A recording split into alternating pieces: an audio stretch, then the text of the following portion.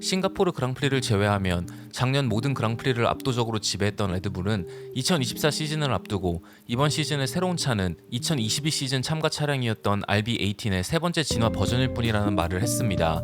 하지만 이번에 공개된 레드불의 RB20는 그 누구도 예상할 수 없을 정도로 새로운 컨셉의 디자인을 도입했고 RB19을 벤치마크로 삼고 오프 시즌 동안 모방했던 다른 팀들의 차와 비교했을 때 완벽히 다른 차량이었습니다. 아직 시즌 시작 전이기에 레드불의 RB20는 차량 공개 이벤트에서 아무 디자인이 없는 더미 플로어를 장착한 채로 공개되었고 팀 멤버들을 차량 후방에 배치해서 리어 서스펜션의 공개를 사전에 차단했습니다. 다른 정보들이 공개되지 않은 가운데 오늘은 간략하게 레드불의 RB20의 눈에 띄는 디자인에 관한 영상을 만들었습니다.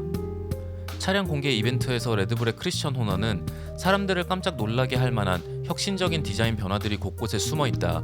그리고 이런 변화들을 주시하고 의구심을 갖는 사람들도 많을 것이다. 팀 멤버들은 창의적인 방법으로 작년 차의 문제점들을 해결하려 했고 그 결과물을 오늘 차량 공개에서 확인할 수 있을 것이다. 보수적인 진화가 아닌 굉장히 혁신적인 변화들을 보여줄 생각이다 라는 인터뷰를 했습니다. 가장 눈에 띄는 변화는 역시 사이드포드 흡입구였습니다.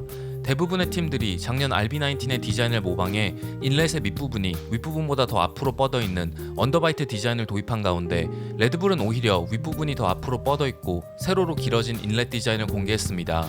얼핏 보면 2022년과 2023년 전반기 메르세데스가 시도한 제로포드 컨셉에 도입했던 디자인과 흡사한 모양이었습니다.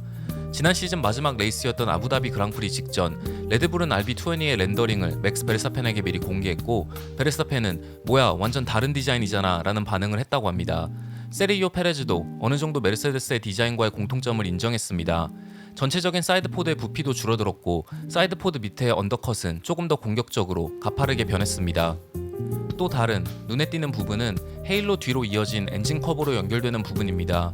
지난 시즌의 차는 이 부분의 부피가 크지 않았지만 이번 시즌의 차는 다시 한번 제로포드 메르세데스의 디자인과 흡사한 캐논같이 보이는 부피가 큰 파츠를 도입했습니다.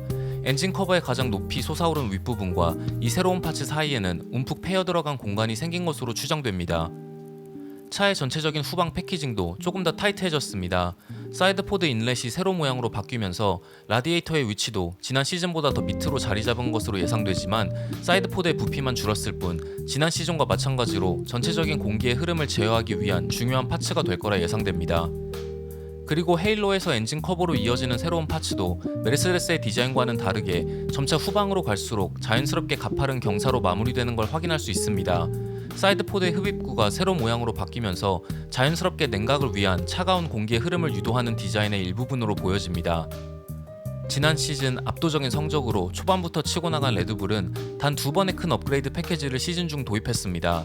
4월달 바쿠에서 사이드포드 흡입구 디자인을 바꿨고 7월달 헝가리에서 다시 한번 사이드포드 업그레이드를 시도했습니다.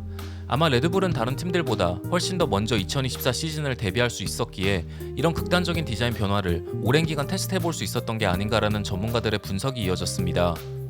과연 메르세데스가 실패한 제로포드 디자인을 조금 더 진화시키면서 다른 팀들은 엄두도 못 낼 새로운 성능의 차를 레드불이 만들어낸 것인지 아니면 레드불의 극단적인 변화가 독이 되어 성능 저하로 이어질지 지켜보면서 이번 영상을 마치도록 하겠습니다. 시청해주셔서 정말 감사합니다.